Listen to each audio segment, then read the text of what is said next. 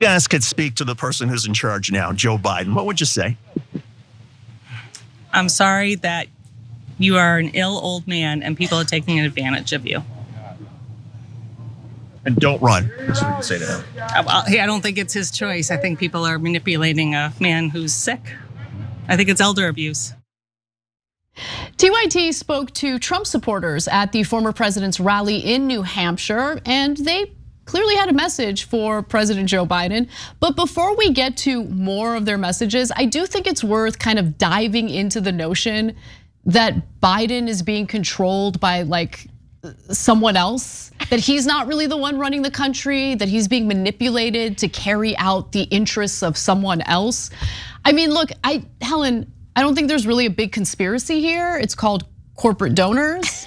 But no, like what I like about the MAGA crowd is pretty open. Like it's not hidden. It's pretty transparent. It's right there. Right there.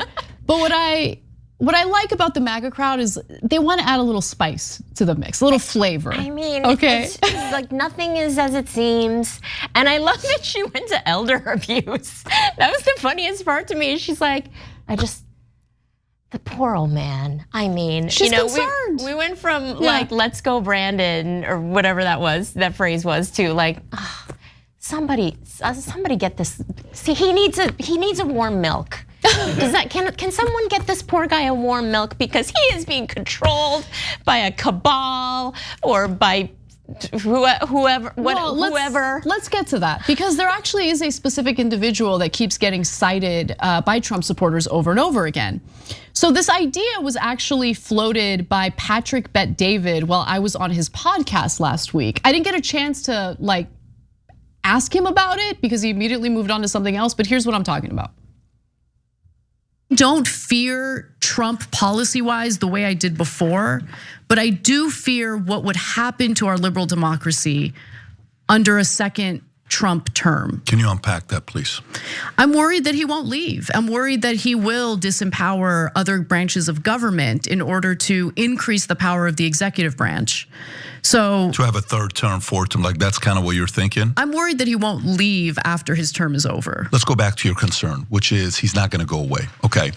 Some will say Obama's not gone away. Okay, some Republicans will say Obama is still around and Obama's running, aside from trying to do stuff what he's doing with his chef, but he's still around, with Biden, encourage him to do that. They think Obama killed his chef. I don't know anything about that conspiracy theory. I'd be shocked if that were true, but nonetheless, let's move off that and go to the Obama controlling Biden conspiracy theory.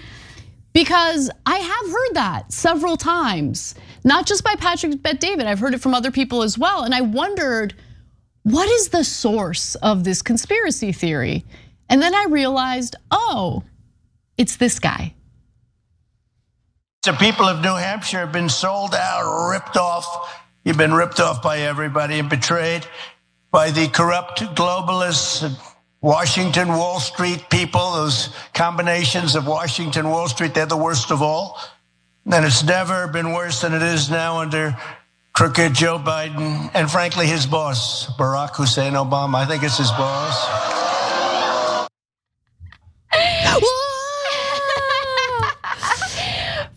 First of all, amazing. That clip of you on that podcast was amazing. I love that he just was like the thing with his chef, that he just tried to just throw that under the rug, just like all casual. You murdered the chef, whatever. Let's move on. It's been confirmed, obviously. Yeah. But also, it's always got to get back to race with these people. You think it's race? I do. I firmly do. As a woman of color and knowing what it is like to be a person of color in this country, it's like Biden is too white to hate for a lot of these people, and I think that's where a lot of the poor old man, give this guy some milk. He drinks milk like we do, you know what I mean? Not like those people. Do Americans still drink milk at dinner?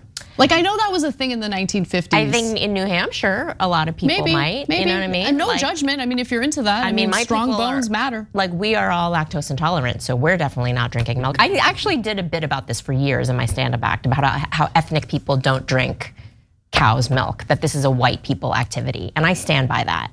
It's mostly a white people activity. Although even some of the white people are like, we're moving on to oat. Oat is the thing now. Hilarious. We're milking oats now. I can't imagine drinking a glass of milk, whether it's cow milk or oat milk or almond milk. Well, the joke came because I dated a guy from Wisconsin. Oh, okay. And he would they drink, love their milk, and they make great cheese. A white guy from Wisconsin, and he would drink an entire glass of milk, and I would just be like twitching in the corner of the room watching him, being like, what even are you doing? But what about that skeleton of his? It's probably fortified, like strong AF for sure. But yeah, it's definitely this whole Barack Hussein Obama. We gotta get that in. I think it's a race issue, because if you're gonna pick a wild conspiracy theory, let's go back to our roots, which is racism and hating people of color. So Margaret Hartman over at the New York Magazine wrote about this, and let's give you her take. So she says, since Biden is a mainstream, generally inoffensive Democrat, Trump tried throughout the 2020 campaign to paint him as the puppet of more radical forces on the left. Trump regularly switched up the puppet master's identity. At various points, it was Kamala Harris, which is hilarious, Bernie Sanders and AOC, or left-wing extremists in general. So this bizarre idea has been, unfortunately, gaining some traction on the right in recent months. NBC News traces its surge in popularity apparently to Ben Shapiro, posting a meme of a 2020 Stephen Colbert interview in June.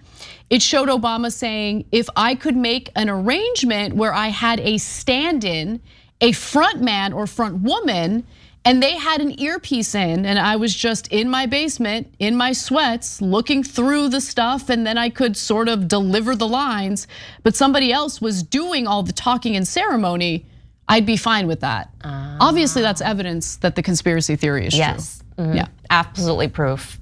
And I get it. When you see Joe Biden, sometimes he can hardly make it through a sentence.